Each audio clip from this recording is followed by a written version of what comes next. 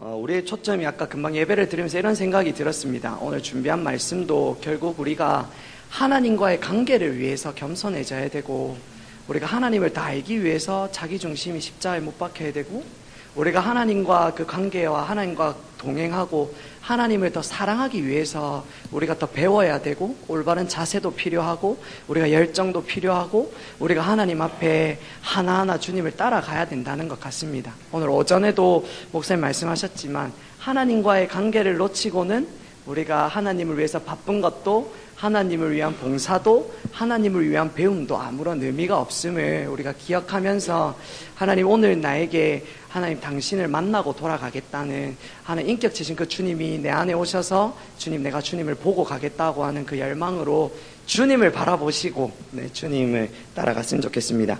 우리 본문 한번 읽고 같이 가겠습니다. 신명기 8장 1절에서 3절입니다.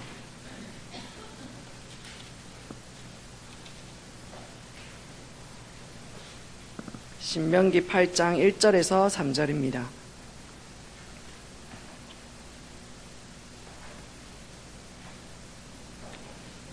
신명기 8장 1절에서 3절입니다. 우리 다 찾으신 줄로 알고 우리 한번 다 한 목소리로 한번 읽어보도록 하겠습니다. 내가 오늘날 명하는 모든 명령을 너희는 지켜 행하라. 그리하면 너희가 살고 번성하고 여호와께서 너희의 열조에게 맹세하신 땅에 들어가서 그것을 얻으리라. 내 하나님 여호와께서 이 40년 동안에 너로 광야의 길을 걷게 하신 것을 기억하라. 이는 너를 낮추시며 너를 시험하사 내 마음이 어떠한지 그 명령을 지키는지 아니 지키는지 알려 하심이라. 너를 낮추시며 너로 줄이게 하시며 또 너도 알지 못하며 내 열조도 알지 못하던 만나를 내게 먹이신 것은 사람이 떡으로만 사는 것이 아니요 여호와의 입에서 나오는 모든 말씀으로 사는 줄을 너로 알게 하려 함이니라. 아멘.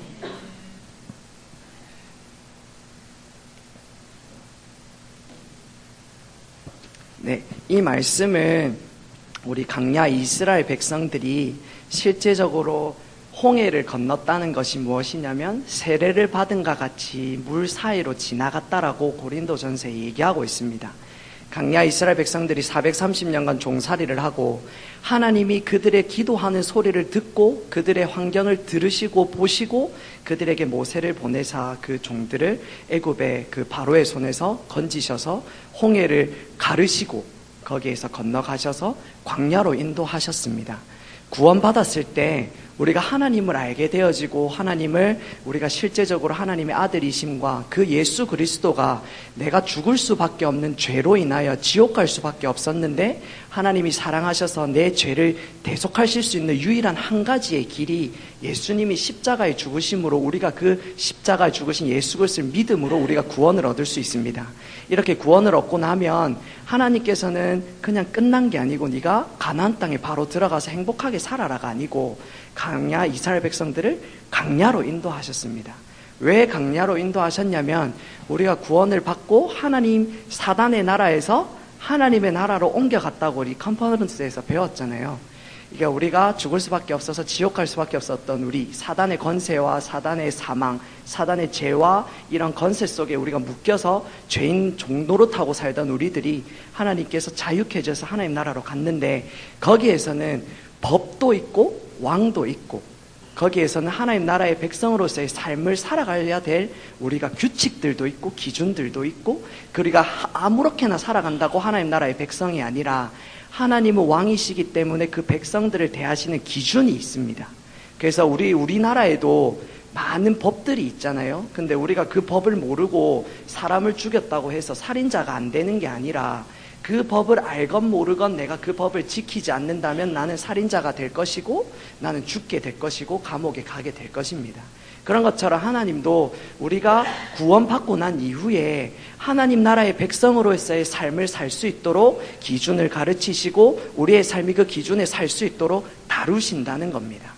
실제적으로 이 다루심이 없이는 하나님 나라의 백성으로서의 삶을 살 수가 없습니다. 다윗이 기름이 부어졌잖아요. 그 전에도 고맥에서 어린 양을 빼오고 사자에게서 입을 벌려가지고 삼손처럼 입을 찢었는지 모르겠지만 어린 양을 빼앗아 구하는 그런 믿음이 있었습니다. 그 믿음 속에서 그 기름이 부어지고 골리앗에게서 당당히 이기는 이런 믿음이 있었는데도 불구하고 그가 예배를 하면 사울의 악신이 떠나갈 만큼 예배가 억수로 깊었던 것을 볼 수 있습니다. 근데 그럼에도 불구하고 하나님은 다루시기 시작하십니다. 우리보다 수없이 뛰어난 믿음을 가졌던 것 같고 그가 충분했던 것 같은데 그는 다룹니다. 왜 다루어져야 되냐면 아직 우리 안에 내 힘으로 살려고 하는 자원이 많고 내가 지혜 있고 하나님께 묻는 것보다 내 경험, 내 생각, 내가 이때까지 겪어왔던 것들로 성경을 판단하고 재고 선택하고 결정하는 것들이 아직도 우리 안에 있고 내 안에는 세상 사랑과 탐심이 있다는 겁니다.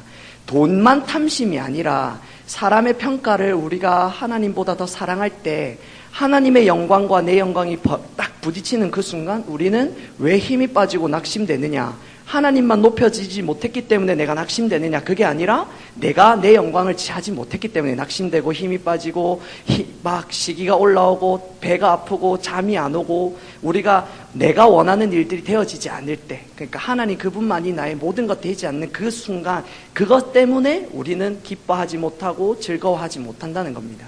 그렇기 때문에 우리 이 광야의 기간이 무슨 기간이냐면 결국에는 신앙의 본질로 회복되어지는 기간, 내가 세상 것들, 내 지혜, 내 자원, 내가 잘할 수 있다고 했던 것들이 아니라 오직 하나님 그분만이 지혜이시고 그분, 내가 의롭다고 생각했는데 와, 나는 진짜 죄인이구나, 하나님만이 의로움이 되어지는 시간들이고, 나는 조금 이렇게 살면 거룩할 줄 알고 난 이것만 고치고 내 말만 고치고 내 생각을 조금만 고치면 거룩할 줄 알았는데 내 안에는 거룩이 없고 내 중심 깊은 곳에서는 나를 위해서 사는 것뿐이구라는 것을 보게 되면 하나님만이 거룩이 되어지는 그 시간들이고, 내가 내 스스로 뭔가 어떤 환경에서 어떤 순간들에서 내가 나를 지키고 보호하고 그 상황 속에서 내가 해결할 수 있을 거라 생각했는데 하나님의 도움 없이는 그 어떤 것도 되지 못하다는, 하나님만이 우리의 유일한 구속자라는 것을 알게 되어지는 기간들이 광야의 기간들입니다. 그래서 고린도전서 1장 31절에 보면, 30절에 보면 하나님, 예수 그리스도가 하나님에게서 나와서 우리에게 지혜가 되고 의로움이 되고 거룩함이 되고 구속함이 되는 이 실제적인 삶이 우리가 환경, 광야를 통해서 하나님이 빚어 가신다는 겁니다. 그래서 이 광야의 시간들을 지나는 이 시간 동안 하나님을 많이 경험할 수 있는 기회라는 겁니다. 하나님은 항상 우리의 주위에서 일하시는데 어떤 일을 하시냐면 하나님을 알게 하는 것이 하나님의 목적입니다. 왜냐하면 요한일서 4장 19절에 보면 우리가 하나님을 사랑한 게 아니고 그가 먼저 우리를 사랑했기 때문에 우리가 하나님을 사랑할 수 있습니다. 우리는 우리가 먼저 하나님을 찾을 수 있는 게 아니라 예수 그리스도를 보내주심으로 먼저 하나님이 우리를 찾으셨습니다. 모세를 찾아오실 때에도 하나님이 먼저 찾아오셨고, 기도원을 타작마당에서 포도즙을 짜고 있을 때도 하나님이 먼저 찾아오셨고, 아브라함에게도 75세 되었을 때 네가 본토 친척 아비 집을 떠나 내가 지시할 땅으로 가라, 하나님이 먼저 찾아오셨습니다. 그렇게 일하셨던 이유는 하나님 그분을 알리시고 하나님 그분을 하나님과의 관계를 통해서 복을 주기 원하기 때문입니다. 우리가 하나님을 아는 것이 복이라 했는데 마태복음 16장 18절에 보면 베드로가 주는 하나님의 아들이요 살아계신 하나님의 아들이고 그리스도라고 했잖아요. 그때 하나님께서 뭐라고 했냐면 18절인가 보면 19절인 것 같습니다. 복이 있다라고 하는 구절이 있습니다. 네, 17절이라고 합니다. 네, 시몬 베드로야. 네, 예수께서 대답하여 가르치되 바요나 시몬아, 네가 복이 있도다. 이는 네게 알게 아니는 혈육이 아니요 하늘에 계신 내 아버지이시니라. 누가 하나님을 가르쳐 줄 수 있냐면 오직 하나님만 우리에게 하나님 그분을 우리에게 알려줄 수 있습니다. 그래서 우리에게 찾아오시고 자꾸 찾아오셔서 뭐라고 하냐면 기도해라, 성경 읽어라, 내 말에 순종해라. 나를 사랑하는 자는 내 말에 순종할 것이고 나를 순종하는 자에게라야 나를 나타내리니, 하나님의 말씀에 순종할 때 하나님을 나타내 주신다고 하는 겁니다. 그래서 우리가 빚어져야 될 것이 뭐냐면 하나님을 알기 위해서 하나님을 빚어져야 된다는 겁니다. 왜냐하면 우리가 안 빚어지면 자꾸 내 생각과 내 길로 하나님의 말씀을 버리고 내가 옳은 대로 가기 때문에 하나님을 경험할 수가 없습니다. 그래서 우리가 하나님을 알게 하기 위해서 하나님은 광야를 통해서 네 힘으로 살 수 없고 너에게는 내가 필요하고 너에게는 나만이 자원이고 네가 의지할 단 한 가지는 세상에 있는 것이 아니라 오직 나에게만 있다. 그래서 너의 기쁨이 영원토록 흔들리지 않는 나에게만 두기를 원한다라고 얘기를 하는 겁니다. 그래서 우리가 실제적으로 하나님을 알게 되어지는 것도 하나님의 말씀에 순종할 때 하나님을 알게 될 수 있는데, 그 순종하기 위해서는 하나님을 사랑해야 된다는 그 전제 조건이 있습니다. 사랑하는 자라야 내 말에 순종하리니, 신명기 30장 16절에 보면 너는 나를 사랑하고 그의 길로 행해라. 왜 사랑해야 그의 길로 행하냐면 하나님의 목소리가 들리기 때문입니다. 사랑하지 아니하면 하나님께 관심을 두지 않고, 관심을 두지 아니하면 하나님께 집중하지 못하기 때문에, 세상 것에 집중하기 때문에 하나님이 아무리 말해도 우리가 들을 수 없기 때문입니다. 그러니까 쉽게 말해서 하나님이 우리 이 땅에 하나님과의 관계를 위해서 우리를 창조하셨는데, 우리가 하나님을 알기 위해서는 하나님의 말씀에 순종해야 되고, 순종하기 위해서는 하나님을 사랑해야 되는데, 사랑하려면 하나님은 우리의 중심을 다루신다는 겁니다. 그렇기 때문에 우리 광야로 인도하신다는 겁니다. 그래서 우리가 하나님의 사랑이 얼마나 이 광야로 인도하시는 것 자체가 억수 큰 사랑입니다. 우리와 내가 너와 더 함께 하고 싶다. 내가 너와 더 함께 있고 싶고, 내가 너에게 정말 모든 걸 주고 싶어서 넌 나만 의지하기를 원한다. 그래서 하나님이 우리를 엄청 사랑하셔서 사랑의 인도라고 볼 수 있습니다. 그래서 신명기 32장 10절에 보면 이렇게 얘기하고 있습니다. 여호와께서 그를 황무지에서 짐승이 부르짖는 광야에서 만나시고 호위하시며 보호하시며 자기의 눈동자같이 지키셨도다. 하나님이 우리를 눈동자같이 지키시고 굽어 살피시며 우리가 어떻게 하나 보고 계시다는 겁니다. 그래서 하나님이, 우리가 어린아이가, 예성이나 이 조금 더 쪼매난 아이들은 눈을 뗄 수가 없잖아요. 뭔가 잘못될까봐. 그래서 그 아이들을 우리 부모도, 우리 자기중심인 우리 부모도 우리가 그 아들을 대할 때는 정말 헌신적이잖아요. 내 생명보다 그 생명이 중요한 것처럼 하나님은 완전하신 분이거든요. 죄가 없으시고 우리 절대적으로 사랑이시기 때문에 우리를 위하시는 분이기 때문에 우리가 더 잘 되기를 바라고, 정말 하나님 안에 더 거하기를 원하고 더 품어주기를 원하고, 정말 그가 잘못될까봐 노심초사하시고 그는 정말 눈동자를 같이 지키신다는 겁니다. 그래서 우리를 광야로 인도할 때 와 힘들다 원망하고 불평할 게 아니라, 우리가 그때에도 하나님을 찾아야만 이 광야로 인도하신 하나님의 의도가 보이기 때문에 그 의도에 순종할 수 있습니다. 네, 그래서 우리가 하나님이 다루신다고 하는데 도대체 어떤 걸 다루시고, 그 다루심의 중요성은 무엇이고, 어디로 다루시며, 하나님께서 어떻게 다루셔서 어떤 우리에게 그 유업을 주시기 원하시는지를 조금 살펴보도록 하겠습니다. 우리가 하나님께서는 철저하게요, 육신이 잘 되는 걸 원하지 않습니다. 여러분들이 영혼이 하나님을 점점 떠나가면 육신은 정말 병이 올 수도 있고요, 큰 위험이 올 수도 있습니다. 제가 학교에서 교수님이 이런 얘기를 하나 해주셨어요. 교수님이 해주셨는지 목사님이 해주셨는지 기억이 안 나는데 좀 오래됐는데, 어떤 분이 계속 하나님께로 돌아오지 않더래요.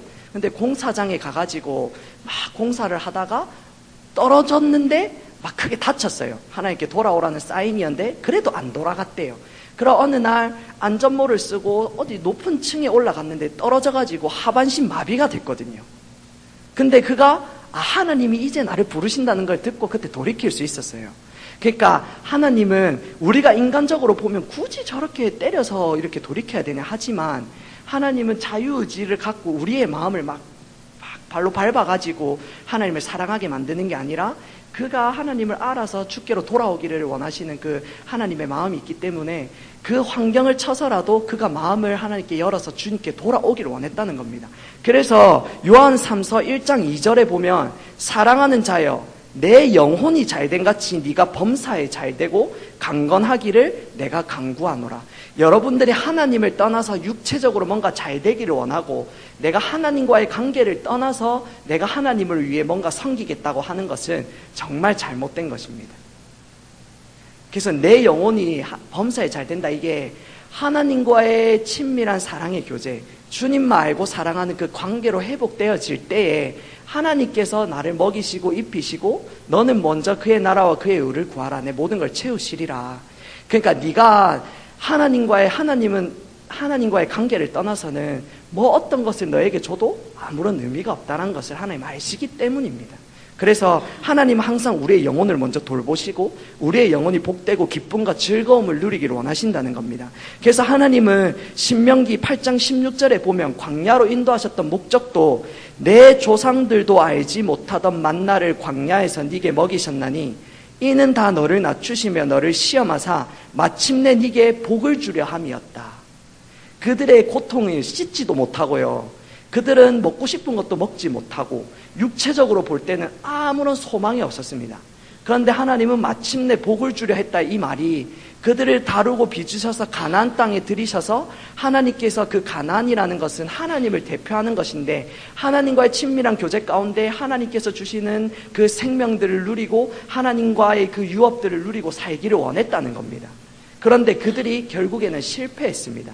여러분들이 세월이 간다고 다루어지는 것도 아니고요, 여러분들이 열심히 한다고 하나님과의 관계가 회복되어지는 것도 아니고, 우리가 뭔가 안 한다고 해서 그리고 되는 것도 아니라 우리가 하려면 제대로 해야 되고 올바로 해야 되고 똑바로 해야 된다는 겁니다.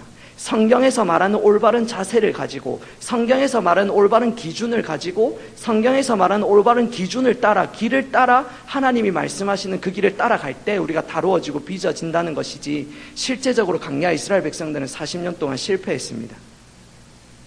그러면 우리들도 그들과 다르지 아니함을 꼭 기억하셔야 합니다. 그렇기 때문에 우리가 안일할 틈이 없다는 것이요, 조금만 마음이 높아지면 안일해지고요, 안일해지면 우리의 마음이 하나님을 향한 배고픔과 목마름이 식어지고 하나님을 찾는 것에서 마음이 나누어지고, 나누어진 상태에서는 전심으로 찾는 자들에게 주님 만나주신다고 했는데 나누어지니까 하나님을 만날 수가 없고, 만나지 못하니까 분별력이 더 가려지고, 분별력이 가려지니까 기준이 더 가려지고, 기준이 가려지면 내 처지가 더 안 보이고, 점점 그래서 주님을 떠나게 되어지고 나는 뭔가 잘하고 있다고 생각을 하고, 하나님의 관점에서는 완전히 다를 수 있습니다. 그래서 우리가, 하나님은 철저하게 우리의 영혼이 잘 되기를 정말 원하신다.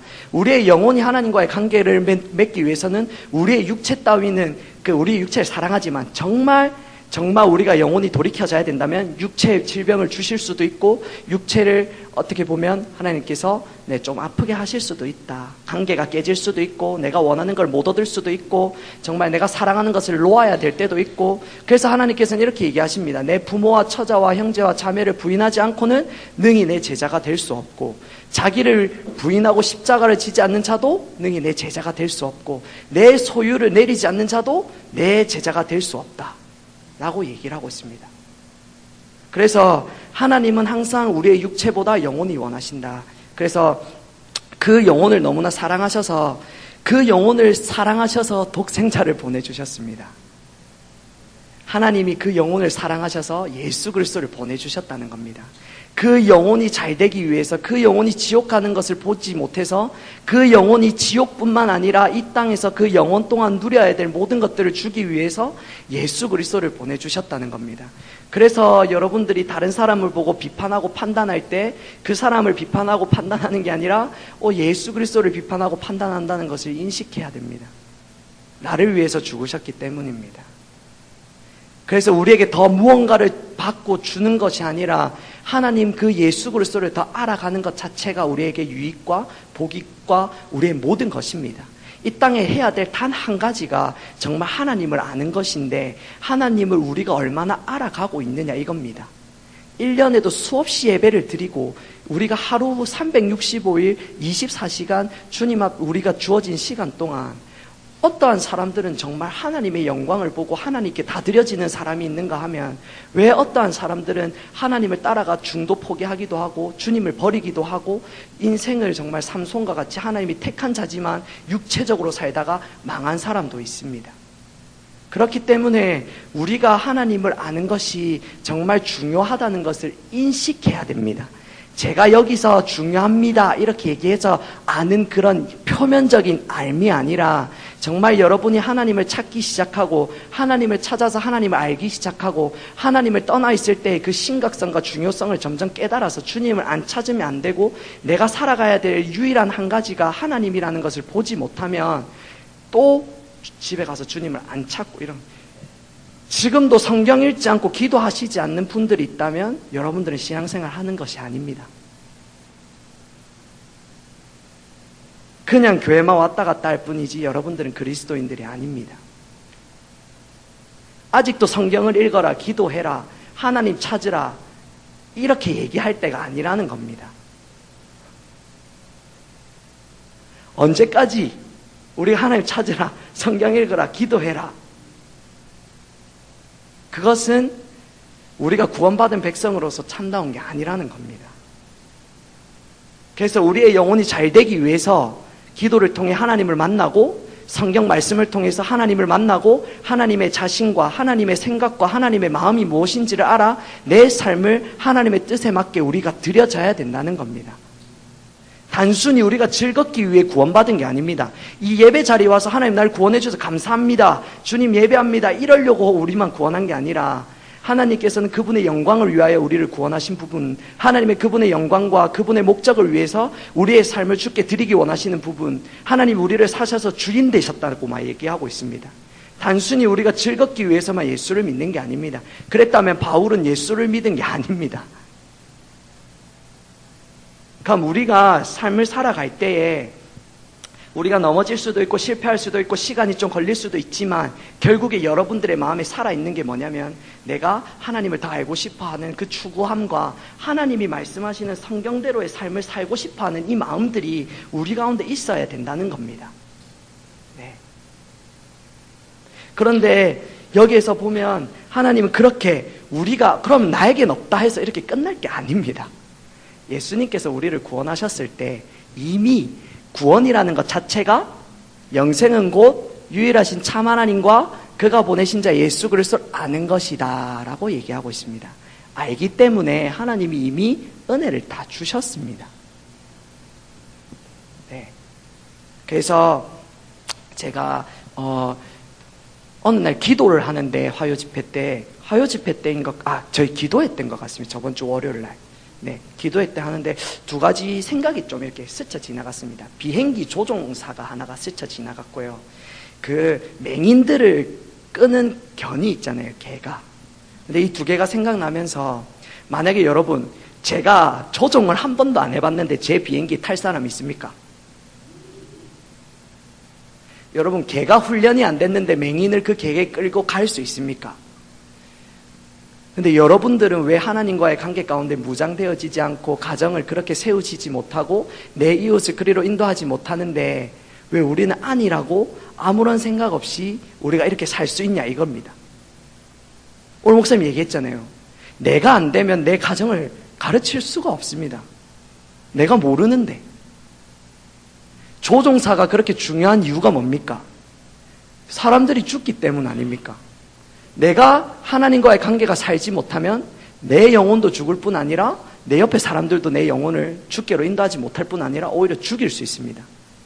가나안 땅에 들어가라고 했던 하나님의 말씀에 10명의 정탐꾼들은 그들은 못 들어간다. 저들은 메뚜기 같고 우리는 그들 앞에 메뚜기 같고 죽을 것 같다.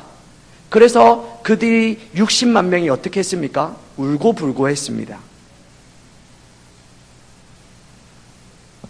그들의 말을 믿고 그들도 똑같이 관계가 안 되기 때문에 그렇게 했겠지만 그 모든 이들이 사람을 죽일 수 있다는 겁니다. 여러분 제가 수민이가 운전을 못하거든요 아직. 수민이 믿고 고속도로 차 탈 수 있겠습니까? 우리의 신앙은요 우리가 정말 안일해서 그렇지 성경에서 영적 전쟁이라고 얘기하고 있습니다. 전쟁터에서 헬멧도 안 쓰고 총도 안 쓰고 막 이렇게 서가지고 돌아다닐 수 있습니까? 정말 전쟁이라고 한다면 다 숨어 다니고 다 겁나니까 총을 이렇게 쏜답니다. 호에서 오지도 않고. 왜? 영혼 삶이 중요하니까, 생명이니까. 그런 것처럼 우리의 리더가 먼저 서야 되고요. 그 다음에 우리의 리더는 가정에서도 가장이 있잖아요. 교회에서만 리더가, 목사님만이 리더가 아니에요.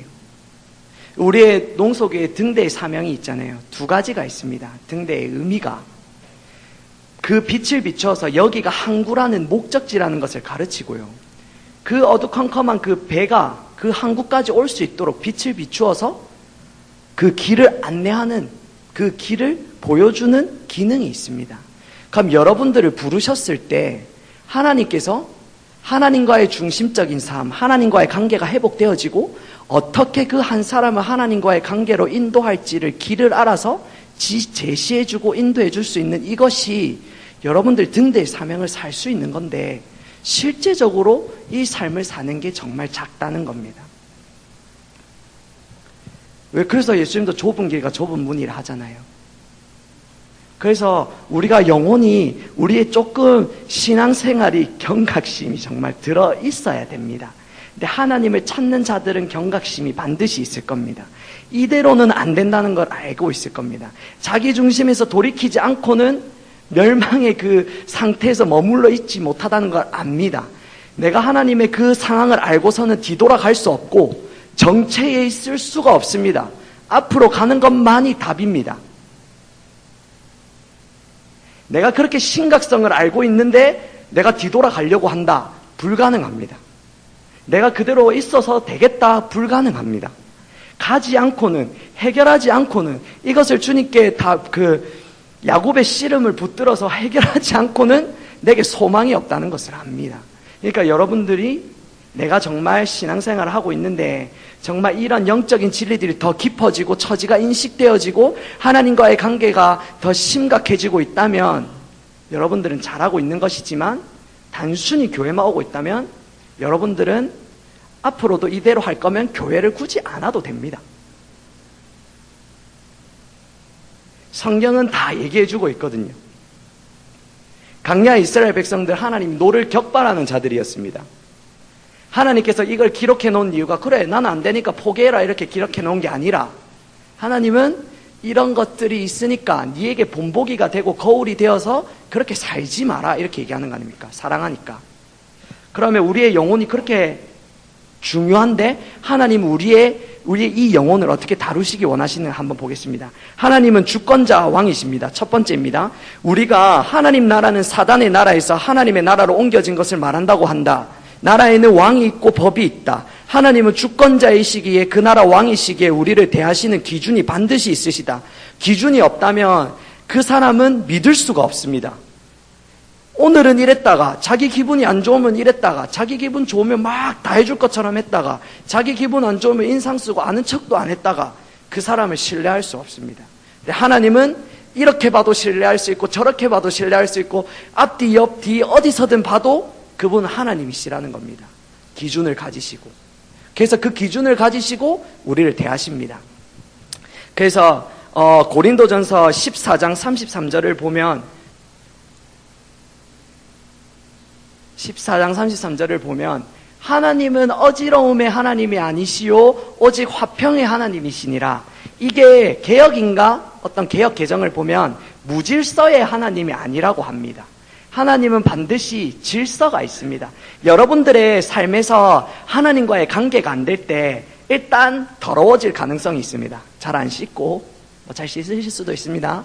그리고 좀 집안이 좀 어지러워지고 막 육체적이지고, 내가 먹고 싶어지고, 막 하나님과의 관계가 끊어지면 뭔가 허하고 뭔가 채우고 싶어 하기 때문에 육체적인 것들로 채우려고 합니다. 근데 하나님이 오면 딱 질서가 생기기 시작합니다. 내가 뭐부터 해야 되고, 뭐가 중요하고, 뭐가 가치가 있고, 내가 지금 뭘 해야 될지 알며 하나님을 찾는 것이 우선되어지기 시작한다는 겁니다. 하나님이 오시면 내 삶에 정리가 일어납니다. 뭐가 잘못되고 뭐가 옳지, 뭐가 끊어야 되고 뭐가 안 끊어야 될지도 분명하게 알게 되어진다는 겁니다. 그래서 우리가 하나님과의 관계가 있으면 있을수록 우리의 삶에 질서가 있어요. 어떤 날은 이랬다가 저랬다가, 어떤 날은 자기 기분에 따라 이랬다가 저랬다가 하시는 게 아니라, 하나님의 질서가 있으면 이 상황에서도 하나님의 기준대로, 저 상황에서도 하나님의 기준대로, 요 환경에서도 하나님의 기준대로, 이 감정 속에서도 하나님의 기준대로 행하려고 한다는 겁니다. 그런데 하나님의 관계가 깨지면 하나님의 질서가 없어지고 기준이 없어지기 때문에 내 마음대로 하기 시작합니다. 이 기준은요, 하나님은 기준을 갖고 계신데 이 기준, 이 하나님의 이 질서는 하나님의 성품과도 같습니다. 그분을 오시면 우리의 삶에 질서가 생기기 때문입니다. 그런데 이 기준은 우리의 생명과 연관이 있습니다. 아까 앞에서도 나눴지만 우리가 교통질서, 신호법규를 지키는 이유가 빨간불 때 왜 안 갑니까? 죽잖아요, 가면. 요즘 음주운전을 해가지고 부산에 휴가 나왔던 군인을 탁 쳐가지고 그 사람이 장애인이 됐다거나 하반신인가 뭐 하여튼 내사가 됐는지 잘 모르겠는데 좀 심각한 결과가 왔어요. 그래서 음주운전 이 법이 좀 강화됐으면 좋겠다.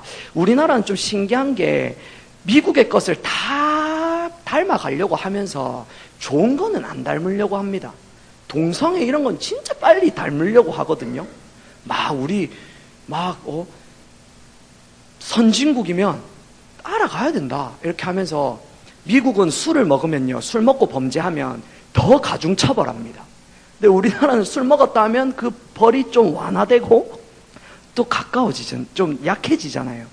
이게 좋은 것들은 안 담고 오히려 희한한 것들만 담는다는 겁니다. 근데 우리가 이 기준이 하나님이 엄청난 사랑이라는 겁니다. 하나님께서는 중국에는 교통법규가 별로 안 좋다고 들었습니다. 막 사람 지나가고 있는데 차 가려고, 차 가고 있는 사람 지나가려고 하고. 안 가봐서 모르겠습니다. 이론입니다. 안 가봐서 모르겠지만.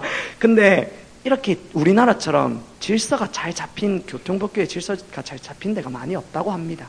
치안도 잘 돼 있고. 이런 부분은 참 잘 돼 있는데 몇 가지의 법들이 잘 안 돼 있지만 우리의 생명이 중요하면 중요할수록 기준이 높아집니다. 우리의 기준이 하나님의 기준이 높은 이유는 우리를 너무나 사랑하셔서 우리의 영혼을 보호하시려고 하기 때문입니다. 제가 예진이랑 제가 이미 지사님이랑 결혼을 했습니다. 근데 이미 지사님이 옆집에 성명상 지사님이 좋다고 막 맨날 가서 만나고 막 결혼하려고 합니다. 안 되죠. 하나님 다 우리의 고통을 아시고 뭘 슬퍼하실지를 아시고 무엇을 할 때 가장 행복할지를 아시기 때문에 가늠하지 마라. 네. 자, 제가 억수로 중요한 게 있는데 제가 억수 중요한 거를 이렇게 들고 다니는 누가 도적질을 해가요. 와, 내가 억수 필요한 건데. 그리고 그 안에는 내 아내를 도적질 할 수도 있잖아요. 탐내지 마라 이런 것들처럼. 하나님 우리를 사랑하셔서 우리의 중심을 다루는 거예요. 그 중심 속에서부터 죄악의 근본 뿌리가 없어야 행동으로 안 나오기 때문에. 그러니까 하나님이 기준을 주신 것 자체가 우리를 너무나 사랑하시기 때문에 하나하나 우리에게 인간에 맞도록 지으신 거예요. 우리가 금요일날 성변상 지사님이 설교를 하셨는데 거기에 안식일에 대해서 안식일에 일하는 자를 돌로 쳐 죽이라 이런 얘기가 있었어요. 그걸 하면서 하나님의 관점으로 보면 이게 하나님과의 만남을 가질 수 있는 더 좋은 게 있는데 세상 것들로 하러 가면 그가 복을 못 누리니까 하나님의 관점에서 보면 안식일을 하나님과 6일 동안에는 네가 바쁘게 일하고 하나님 영광을 위해서도 일하지만 너의 육체를 위해서도 일하지만 그 6일 동안에는 진짜 나와 한가의 관계가 회복되어서 네가 기쁨이 회복되어지고 평안이 회복되어지고 네가 나로 인해서 충만케 되어지기를 원하고 그 한 하루를 통해서 일주일을 복되게 살아가기 원한다. 그래서 안식일을 했는데 그가 잘 모르니까 나무를 하러 가니까 죽였어요. 그러니까 하나님의 관점에서는 철저히 사랑이라는 겁니다. 죽이는 것도 사랑이에요. 왜? 다른 사람이 그렇게 하면 안 되니까. 그러니까 하나님은 철저하게 우리를 사랑이십니다. 의심할 여지가 없습니다. 독생자를 보내신 것부터가 사랑이고 우리를 대하시는 자세와 태도나 모든 것이 다 사랑입니다. 여러분들은 하나님을 올바로 하나님과의 관계가 안 되면 원망불평하게 되지요. 내 원하는 대로 안 되니까. 예성이가 아직 어려가지고 예안이 예를 들겠습니다. 예안이가 매를 막 들고 다녔잖아요. 매를. 매가 저는 옥수 멋있더라고요. 그 날개를 펴니까. 박제하고 싶었는데 그거 천년기념물이라서 잡아간다 하더라고요. 그래가지고 막 버리게 됐는데 예안이가 이 매를 막 들고 다니면서 막 이렇게 했는데 왜 엄마가 그걸 말립니까? 그게 기생충도 있을 수 있고 병균이 있을 수 있고 애가 아플 수도 있고 다른 사람의 병을 옮길 수도 있잖아요. 예안이를 억수 사랑하기 때문에 그걸 안 하기 원하는 거예요.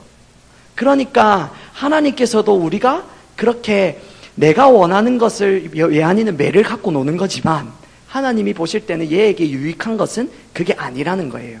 그러니까 내가 원하는 게 주어지지 않았을 때, 하나님이 주지 않을 때 원망불평하지 않고 하나님 왜 안 주시는지, 뭐가 문제인지 내 생각을 내리고 이 상황 속에서 하나님의 의도가 무엇인지를 찾아야 된다는 거예요. 내가 원하는 대로 안 된다고 원망불평할 게 아니라, 그러니까 우리가 그 상황 속에서 하나님을 알아가기를 원해야 된다는 겁니다. 그래서 전쟁 속에서도 질서가 없으면 아무것도 안 됩니다. 제가 만약에 대대장이고 예진이가 부한데 저 가서 싸워라 하는데 안 가고 막 무섭다고 안 가고 이러면, 원래 군대에서는 앞에 가라 했는데 안 오면 총살이거든요. 뒤돌아오면. 명령불복종은 전쟁 시에 막 그렇게 돼요. 그러니까 전쟁이라는 게 우리의 생명을 다루고 있기 때문에 정말 질서가 중요하다는 겁니다. 그래서 이 하나님의 기준도 우리의 영혼을 지키고 보호하고 하나님께로 인도하기 위해서 우리의 기준이 있다는 겁니다. 그러면 하나님은 영혼이 중요하고 이 영혼을 잘 다루기 위해서 기준을 세우셨고, 이 기준대로 다루어지기 원하려면 세 번째 뭐가 다루어진다고요? 네, 자기 중심이 다루어져요. 자, 우리 잠언 17장 3절을 볼게요. 도가니는 은을, 풀무는 금을 연단하거니와 여호와는 마음을 연단하시느니라. 여러분, 하나님은 여러분들의 어떤 사람들과의 만남 속에서 내가 이거 참아야지, 내가 이거 또 안 해야지, 이게 아니라 근본 내 행위를 바꾸려고 하는 게 아니라 근본 내 마음의 뿌리를 연단한다는 겁니다. 근데 이 마음이 연단이 그냥 되는 게 아니에요. 이 마음이 안 되는 사람도 있습니다. 모두가 여기 있는 사람들이 다 되는 게 아니에요. 하나님을 찾을 때 하나님의 기준이 보여야 내가 어디로 돌아갈 수 있는지가 보여요. 자, 여기가 기준이라고 생각하면 여기가 기준입니다. 근데 제가 이쪽에 있어요. 근데 저 기준을 보지 못하고 자, 줄 올바로 서세요 하면 저 기준점에 가서 서야 되는데 여기가 올바르겠지 한다고 옳은 게 아니잖아요. 그런 것처럼 내 마음이 뭐가 옳은 마음이고 하나님이 원하시는 마음이 무슨 마음인지를 알아야 그 마음이 내가 보여야만 뭐가 잘못됐고 나는 어디에 있고 어디로 돌아가야 되는 게 보이고, 돌아가려면 어떤 과정이 필요한지가 보인다는 거예요. 지금이 8시인데 8시 반에 제가 버스를 타려고 해요. 그럼 저는 지금 뭘 해야 될까요? 자, 20분 남았네? 그럼 내가 5분 동안 씻고 5분 동안 밥을 먹고 5분 동안 옷을 입고 딱 2분 만에 나가면 되겠다, 이런 계산이 되잖아요. 근데 제가 딱 8시인데 지금 언제 버스가 온지 몰라요. 그럼 조급하겠죠. 버스가 언제 온지 모르니까 일단 나가고 보자. 네, 그런 것처럼 기준을 알아야 내가 언제 어떻게 이런 그 과정들도 나올 수 있어요. 그런데 기준을 누구한테 보여주신다고요? 하나님을 찾는 자들에게 기준을 보이십니다. 하나님을 찾고 찾는 자라야 나를 만나리니. 하나님을 만나는 건 어떻게 만난다고 했습니까, 여러분? 출애굽기 29장 42절에 보면 내가 너희를 만나고 말하리라. 말씀을 통해서 하나님 만나 주시는데, 하나님을 기준이 깨달아진다고 하나님을 만나고 하나님 깨닫고 듣고 보는 것 자체가 기준이 보인다는 것입니다. 하나님 만난다는 것 자체가. 그래서 우리 연단하실 때 하나님을 찾는 자들이 여기 기준이 보이면 이 기준대로 살기를 원하는 거예요. 왜 강야 이스라엘 백성들이 실패했는 줄 아십니까? 40년 동안 기회를 줬는데. 시편 81편에 보면 그들이 원치 않았다고 해요, 하나님을. 그리고 이 말 많이 들었죠, 목사님한테. 암탉이 제 새끼를 모으려 함이 몇 번이나 되었느냐. 그러나 너희가 원치 않았도다. 바리새인들과 유대인들에게 한 말입니다. 예수님이 그들을 찾아가서 얼마나 많이 얘기했습니까? 그들이 뭐라 했습니까? 넌 귀신 들렸다. 니는 이단이다. 니는 미쳤다. 그들이 알아보려고 하지 않았고, 그들이 보려고 하지 않았고, 그들이 메시아를 정말 올바로 기다렸다면 알아보려고 했을 겁니다. 그런데 강야 이스라엘 백성들도 하나님 왜 강야로 인도하셨는지, 하나님 그분을 알고 싶어서 찾지 않으니까 강야로 인도하신 의도가 안 보여요. 그러니까 다루어질 수가 없었습니다. 그래서 이 자기중심이라는 것 자체가 우리가 많이 지금 하고 있지만 가장 중요합니다. 오늘 목사님이 잠언 4장 23절에 보면 무릇 지킬 만한 것 중에 네 마음을 지키라. 이에서 생명의 근원이 남이라. 여러분들 마음 한번 지켜보려고 해보십시오. 절대 안 지켜집니다. 우리의 자원으로는. 그래서 허드슨 테일러가 십자가 복음 2에 이렇게 얘기합니다. 나는 내 마음을 지켜보려고 열심히 노력했다. 근데 허튼 일이었다. 근데 내 생각과 내 마음을 주님께 맡기기로 의탁할 때 주님이 내 생각과 내 마음을 지켜주시는 것을 경험했다. 여러분 그게요 실제적으로 해보지 않으면 어떤 말인지 그럼 하나님께 맡기면 되겠지. 아닙니다. 내가 수없이 내 마음을 하나님 알고 사랑하고 주님만 전 존재로 사랑하려고 노력해보지 않는 그 사람은 내 마음을 지키지 못한다는, 내 자원으로는 안 된다는 걸 알지 못할 뿐 아니라 하나님께 맡긴다는 게 뭔지가 모릅니다. 그래서 허드슨 테일러가 자기 자녀들에게 편지를 쓸 때 이렇게 합니다. 부모에게 이 진리는 내 자원이 아니라 하나님의 자원으로 사는 이 진리는 구원의 진리보다 깨닫기 어렵지 않은 것 같다. 그래서 기도해주고 너희가 일찍 깨닫기를 원한다. 그래서 천국의 삶이 이 땅에서도 이루어진다 이렇게 얘기하는데 그 삶이 뭐냐면 여러분들이 실제적으로 자기 중심이 다루어지려고 하면 하나님의 기준이 보여야 된다 했잖아요. 근데 이 기준이 만약에 예를 들어서 하나님을 사랑하는 거다. 사랑할 때는 어떻게 사랑해야 되느냐? 전심으로 사랑해야 된다. 전심으로 사랑하는 게 어떤 의미냐? 내 안에 나누어지지 않는 한 마음으로 사랑해야 된다. 나누어지지 않는 한 마음이 되려면 내 안에 탐심과 세상 사랑이 끊어져야 되는데 이 탐심과 세상 사랑은 갈라디아서 5장 24절에 보면 정과 탐심은 십자가에 못 박았느니라. 오직 십자가에서만 자기 중심이 부인되어지는데 이 십자가까지 가는 그 길에서 내 수많은 노력과 헌신과 희생과 주님 뜻대로 살아보고자 하는 이 노력과 일들이 실제적으로 안 된다는 걸 경험해야 하나님께 맡길 수 있습니다. 김선 집사님 계셨으면 예를 들려고 하나 했는데 안 계시네요. 자, 그러면 송목쌤도 안 계시네요. 포터를 가지신 분이 네, 김상희 집사님 운전하시니까 제가 예를 한번 들어요. 김상희 집사님이 포터를 가지고 가요. 근데 산길을 가고 있는데 그날 비가 많이 와가지고 물이 추적추적하는 그 진흙 속에서 거기에서 차가 가다가 빠졌어요. 그럼 김상기 집사님은 첫 번째 뭘 하느냐? 엑셀을 열심히 밟는다. 그럼 바퀴가 헛바퀴 돌 거고 바퀴는 점점 깔아앉을 거고 왜 안 되지? 내려서 뒤에 바퀴도 구부려서 보고 흙도 파보고 밀어도 보고 하다가 다시 엑셀을 밟을 겁니다. 그러다가 진짜 차가 빠져서 안 된다는 걸 경험할 때 레카차를 부를 겁니다. 내가 해보고 안 될 때 레카차를 부르듯이 내가 주님의 뜻대로 살아보려고 해보고 진짜 안 되는구나 또 도전하고 안 되는구나 또 도전하고 할 때에 정말 그 끝을 볼 때가 있고 나 진짜 안 된다. 내 힘으로 안 된다. 이런 것도 있어요. 어떤 것은 내 힘으로 안 되는 걸 알아요. 이것도 안 되는 거 알고 근데 이것도 내 입으로 해보려고 하고 이건 또 내 입으로 해보려고 하고 이건 또 안 되는 것 좀 알아요. 이건 또 내 입으로 해보려고. 그러니까 우리 안에는 어떤 거는 정말 내 힘으로 안 하려고 하는 부분들이 있는데 어떤 것들은 정말 내 힘으로 해보려고 한다는 거예요. 자꾸 사람의 평가를 안 보려고 하고 하나님의 평가만 볼 거다. 그래 하나님의 평가만 한번 봐보자. 사람 눈치 안 보겠다. 중심에 올라오는데 어떻게 합니까? 세상 사랑. 제가 옛날에 그랬잖아요. 제가 초창기 때 구원을 받고 너무 좋아가지고 너무 좋아서 이렇게 하다가 사람이란 게 남자는 눈의 시각에 제일 약하잖아요. 그래서 부산 가보니까 농촌 안 그런데 진짜 짧게 입고 다니더라고요. 그때. 그래서 제가 제 방법이죠. 지하철 탈 때 눈을 가리고 탔어요.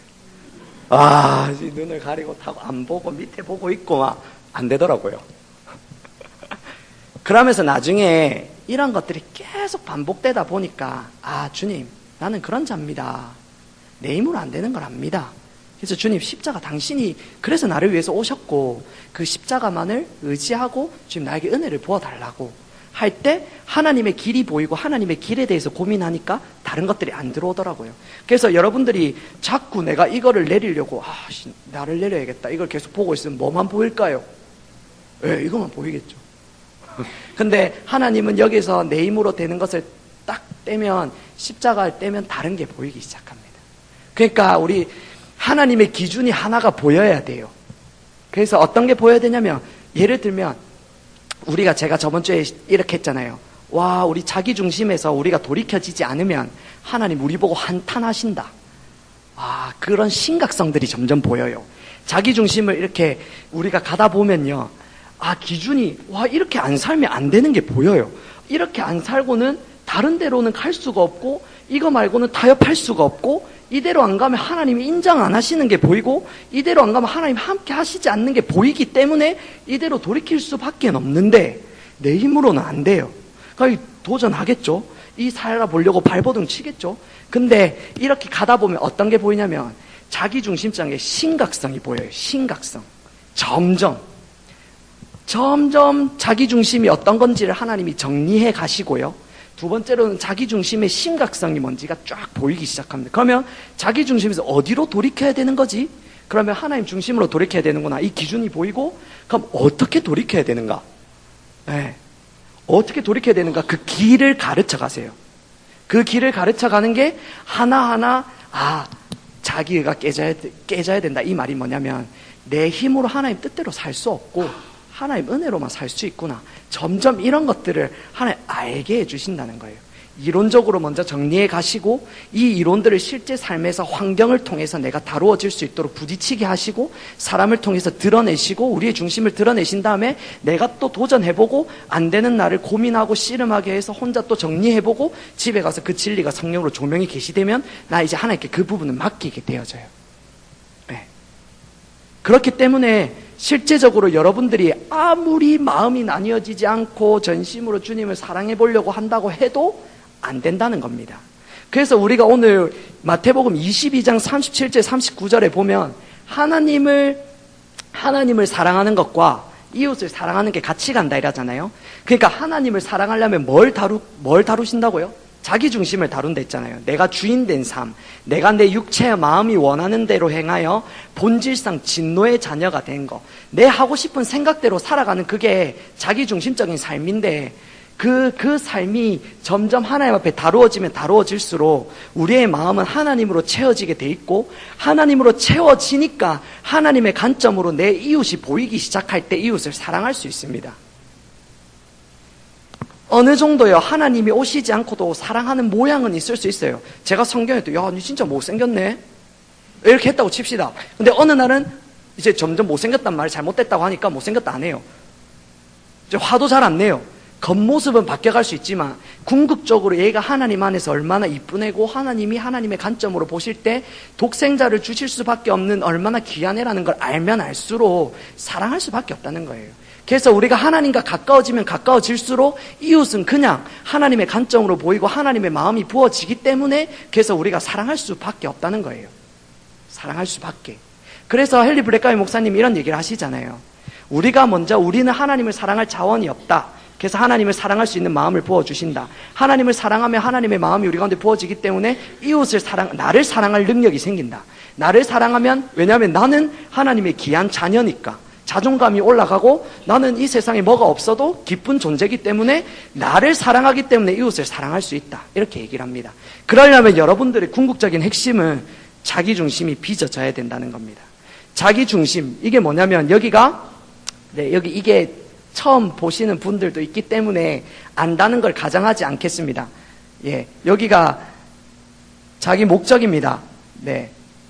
원래 이게 요 위에 있어야 되는데 이거는 좀 적는 게 작기 때문에 제가 여기 쓰겠습니다. 여기가 자기 자원입니다. 여기가 자기 방법입니다. 여러분들의 목적이 여러 가지가 있을 수 있습니다. 어떤 사람은 돈이 없으면 죽으려고 해요. 돈이 자신을 뭔가 쓸모 있는 사람이라고 생각하게 만들고, 다른 사람한테 갔을 때 자부심이 생기고, 어떤 돈이 있어야 뭐 다른 사람한테 퍽퍽 낼 때 그 희열과 기쁨 때문에 돈이 있어야 된다라고 생각을 하는데, 돈이나 어떤 사람은 명예, 어떤 사람은 쾌락일 수 있습니다. 근데 이 사람의 평가라고 하는 게 제가 가장 큰 그거더라고요. 왜냐면 할머니랑 살다 보니까, 뭐 이거는 모든 사람이겠지만 제가 별로 인정을 받고 막 많이 못 컸어요. 사람들한테 늘 주눅 들어 있었고, 친척도 없다 보니까 추석 때도 늘 집에 혼자 있었거든요. 그래서 성계가 막, 와, 차 타고 어디 가는 거 보면 참 부러워했어요. 그리고 막 그 부모님들은 와, 잘한다 이런 거 해주잖아요. 저는 그런 게 항상 할머니가 참 사랑으로 잘 키워주셨는데도 그런 게 없다 보니까 사람의 평가, 인정이나 이런 칭찬받는 게 참 거기에 목말라 있었던 걸 보았어요. 그런데 이거가 실제적으로 신앙이 돌아오면 어떻게 인정을 받으려고 하냐면, 설교를 잘해서 예배 가운데 임재가 있기 때문에 하나님의 함께 하심으로 내가 친밀한 사람이기 때문에 우리는 뭔가 자꾸 쓸모 있는 사람이 되려고 한다는 거예요. 뭔가 다른 사람에게 인정받는, 그러니까 여기에서 인정받는 게 뭡니까? 하나님과 친밀한 게 인정이잖아요. 그러니까 우리가 궁극적으로 내 목적이 여기에서 아까 갈라디아에서 말하는 정과 탐심을 십자가에 못 박지 아니하면 궁극적으로 사람의 종, 궁극적으로 구원은 받았을지 모르지만 사람의 평가나 사단의 종이 된다는 겁니다. 그러니까 우리의 목적이 하나님을 알고 사랑하는 자리로 우리를 다루십니다. 하나님의 신앙의 본질, 그분만이 목적되는 자리로 우리를 다루시고요. 이 자원은 내 힘과 내 능력으로 하나님의 뜻대로 살아보려고 했던 거기에서 하나님의 은혜로만 된다는 것을 알고, 그분만이 능력이고 그분만이 지혜이고 그분만이 의로움인 것을 우리가 의지하는 그 자리로 우리를 다루신다는 겁니다. 왜냐하면 하나님만이 하셔야만 하나님만이 영광을 받으시는데, 자꾸 설교해놓고 하나님 함께 해주면 내가 좀 준비 잘해서 그게 섞여 있다는 거예요. 내가 좀 기도해서 내가 하나님 찾으니까. 그래서 여러분들 사람들한테 얘기할 때, 나 요즘 새벽 기도 좀 하고 하나님 요즘 찾으니까 요즘 좀 뭔가 되는 것 같다, 이런 말 왜 하느냐? 내가 하고 있다고 생각을 하기 때문에 그런 말을 합니다. 하나님의 은혜로 하나님을 찾게 해주셨고, 하나님의 은혜로 하나님을 알게 해주셨고, 하나님의 은혜로 하나님 그분의 길을 갈 수 있게 해주셨고, 나는 하나님의 은혜가 없으면 지금도 주님 버리고 도망갈 수 있는 자라는 걸 깨달아야 합니다. 자꾸 그게 안 되니까 내가 한다는 거예요. 내가 이렇게 했는데 이렇게 찾아줬고, 내가 이렇게 했는데 하나님 만나줬으니까 여러분도 이렇게 해보십시오.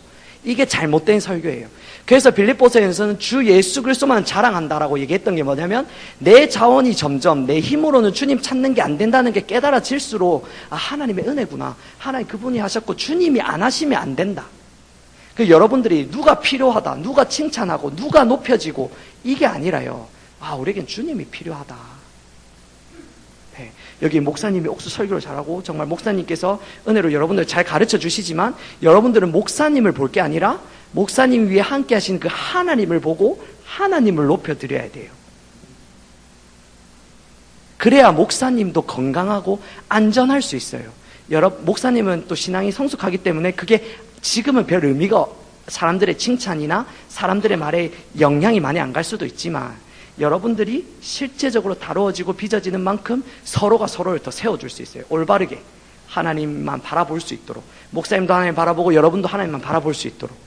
그렇기 때문에 이 자기 자원이 다루어진다는 것이 진리가 보일 때, 예를 들어서 여기가 하나님만 사랑해라 했는데 내 안에 사람의 평가도 있고 여자도 사랑하고 돈도 사랑하고 막 관계도 사랑하고 다 사랑해요.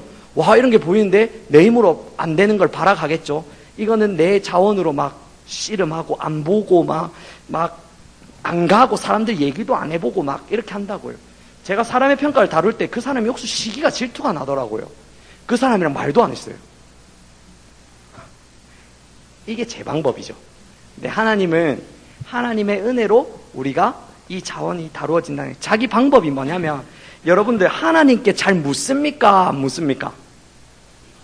실제적으로 내가 이걸 선택하고 저걸 선택할 때, 내가 이걸 할 때 안 할 때, 내가 예배에 올 때 안 올 때, 내가 이래도 되는지, 상황이 당연하면 절대 묻지 않습니다. 처음에는 다윗이 어떻게 했냐면, 사울에게 도망 다닐 때 하나님한테 묻지 않고 가요. 노브로. 노베 제사장 85명 아시죠? 다윗 때문에 85명의 제사장이 죽고 그의 남녀와 아이와 그 온 마을이 죽어요. 다윗이 하나님께 물어봤더라면 그 땅에 가가지고 사울이 왜 그 노베 제사장이 다윗한테 골리앗의 칼도 주고 진설병을 주니까 거기 있던 사울의 종이 보고 가서 일러 바쳤어요. 아니 다윗을 도와주는 사람이 있습니다 왕이요. 그러니까 왕이 내려와갖고 니는 왜 다윗과 손을 잡고 나를 죽이려고 하느냐 해서 다 죽였거든요.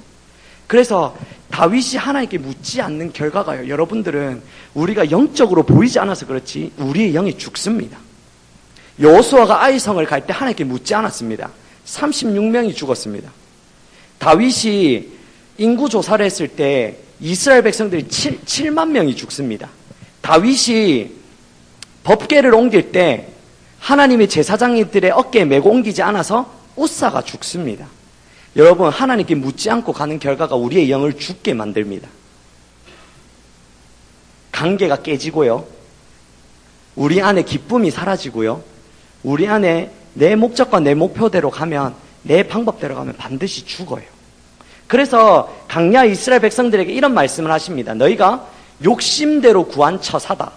예를 들어서 먹을 걸 안 줬을 때는 하나님이 주면 되잖아요. 꼭 강야 이스라엘 백성들 원망 불평하고 하나님입니까? 삿대질 할 때 꼭 처방을 주시고 꼭 물 없는 데 가가지고 하나님 물 좀 주십시오. 하나님 또 원망할 때 꼭 물을, 하나님은 처방을 꼭 갖고 계시다는 거예요. 처방을, 이 환경과 내 상황 속에서 어떻게 할지를. 근데 왜 바로 안 주시느냐. 시편 106편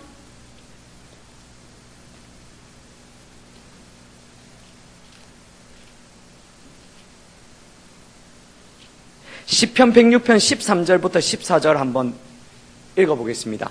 저희가 미구의 그 행사를 잊어버리며 그 가르침을 기다리지 아니하고 강야에서 욕심을 크게 바라며 사막에서 하나님을 시험하였도다. 여기 13절이 어떤 의미냐면요, 하나님의 가르침을 기다리지 않고 묻지 않았다는 거예요. 왜 이 환경을 주시고 하나님께서 이 환경 속에서 무엇을 하실지를 기다리지 않았다는 거예요. 그들에게 하나님께서는 원하시는 목적이 있었는데 그들이 묻지 않고 자기 방법대로 고기 내놔라, 고기 내놔라. 여러분들 그렇게 할 때가 많지 않습니까? 여러분들은 먹을 것 달라 안 하지만 여러분들의 중심에 하나님께서 이 상황 속에서 무엇을 원하시는지는 고민하지 않고 내 원하는 대로 되지 않는다고 원망 불평하고 그것을 원하는, 제가 그런 걸 많이 봤어요. 아직 사람의 평가가 지금도 많이 있지만 다루어지지 않았을 때 이거 올려야 되는 예, 그럼 제가 다른 예를 들겠습니다. 낮춰가지고. 예를 들어서, 여기에서 예배를 드렸어요. 여기서 예배를 드렸습니다. 예배를 드렸는데 하나님 임재가 없었어요. 하나님 임재가 없으면 목사님이 한번 얘기하실 때가 있잖아요. 그러면 임재가 없다고 하면, 그때 되면 그 말이 어떤 의미냐면, 여러분들이 나중에 예배 인도자를 서보시거나 집에서 각자 중보기도 인도하실 때, 그건 좀 다를 수 있지만 여기서 네 예배에 임재가 없다 이 말이 어떻게 들리냐면요, 네 삶이 틀렸고 네 신앙이 틀렸고 너는 지금까지 하고 있는 게 잘못됐고 너는 하나님 안 찾고 있고 너는 잘못 찾고 있고 하나님과 친밀하지 않다. 이 여러 가지로 다 들려요. 예, 이 여러 가지로 그렇게 되면 제가 진짜 하나님의 은혜가 있을 때는 맞다, 내가 뭔지를 돌아봐요. 근데 하나님의 은혜가 살짝 거쳐지면 어떻게 되냐면 하나님께 예배를 못 드려서 보다는 사람들한테 먼저 부끄러운 게 먼저 올라와요. 사람들의 평가가 먼저. 그러면 내가 다음번에 임재를 할 때, 예배를 할 때 진짜 하나님만 예배할 때도 있고 막 사람의 평가 때문에 이 자리에 서기가 두려울 때도 있고 막 그럴 때가 있어요. 그러면 우리가 욕심에 구한 처사, 이게 뭐냐면 어떤 환경 속에서 이 사람의 평가가 다루어져야 되는데 나는 자꾸 그것 때문에 하나님 함께 해달라고 기도할 때도 있고, 내가 그렇게 하나님 나 사람 평가 때문에 함께 해주세요 이게 아니라 내 안에 하나님 함께 해주시지만 함께 해주세요 하는 이 말의 의미 안에 사람의 평가 때문이라는 것도 있다는 거예요. 섞여 있다는 거예요. 이거 우리는 어쩔 수가 없어요. 다루어지지 않으면. 예성이 보고 똥을 기저귀에 싸지 마라 한다고 안 싸는 게 아니라 그가 시간이 지나 기저귀를 벗고 화장실에 가서 응가를 할 때까지는 시간이 필요하다는 거예요. 근데 우리 안에는 욕심대로 구한 처사가 있다는 거예요. 여러분에게는 이 욕심이 돈이 될 수도 있고 사람의 평가가 될 수도 있고 여러분들의 중심 안에 있는 뭔가가 될 수 있다는 겁니다. 그래서 우리가 이 자기중심이 실제적으로 다루어져 간다는 게 점점 이제는 내 힘이 빠지고, 여러분 배추에 소금 치는 이유가 힘이 빠져야 그거 절을 하잖아요. 우리도 힘이 점점 빠져야 돼요. 그런데 이게 되려고 하면 뭐가 되어져야 된다 했습니까? 반드시 하나님을 찾는 게 필요하다는 거예요. 하나님을 찾는 게. 하나님 안 찾으면 안 돼요. 그래서 왜 제가 지금 여기를 살펴보고 있냐면, 우리 성경에 보니까 4가지의 교회가 있더라. 첫째, 구원받은 백성과 구원받지 못한 파트의 영역의 교회가 있고, 둘째, 강야 이스라엘 백성들처럼 구원은 받았지만 하나님의 얼굴을 구하지 못하는 백성들이 있고, 셋째, 솔로몬과 아사처럼 구원도 받고 하나님의 얼굴을 구하는 가정 가운데 있는 백성도 있지만 중도 탈락하는 백성들도 있더라. 넷째, 끝까지 지속적으로 하나님의 얼굴을 구하고 하나님과의 관계를 맺고 주님 따라가려면 바울 같은 사람이 있는데, 그렇게 되려면 뭐가 필요하냐면 이 자기중심이 다루어져야 돼요. 자기중심이 다루어지지 않고는 지속적으로 하나님의 얼굴을 구하러 못 갑니다. 여러분, 포도나무의 삶이 어디 위에서 된다고요? 자, 포도나무의 삶이 어디 위에서 됩니까? 자, 네, 십자가 복음에서 이렇게 얘기합니다. 하나님의 중심적인 삶 위에 포도나무의 삶이 가능하다. 왜냐하면 자기 중심이 있으면 결국 자기 뜻대로 가버려요. 솔로몬, 아사, 히스기야, 엘리야, 우시야, 르호보암, 다 하나님이 은혜를 주시면 그 은혜 때문에 타락해버린다고요. 근데 그 은혜보다 하나님이 더 좋고, 하나님만이 목적되고, 하나님만이 가치가 있고, 하나님만이 보화되고, 하나님만 사랑할 때 그 모든 것들이 더해져도 우리가 그것으로 빨려가는 게 아니라 그걸 다스릴 수 있어요. 여러분들에게 돈을 줘도 그 사람은 그걸 다스릴 수가 있고, 여러분들에게 생명을 줘도 다스릴 수가 있고, 불을 줘도 모든 걸 다스릴 수가 있는데, 명예를 줘도 그게 아니면 결국에는 빨려간다는 겁니다.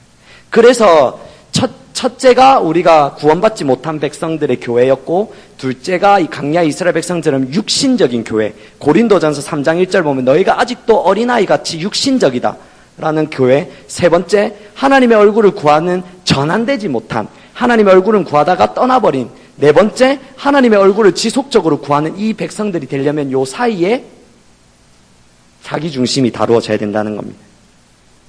자기중심이 다루어져서 십자가만 의지하여 포도나무의 삶을 살 수 있다는 겁니다. 그럼 여러분들의 삶도 환경은 다를지 모르고 모양은 다를지 모르지만 반드시 이렇게 인도하신다는 겁니다.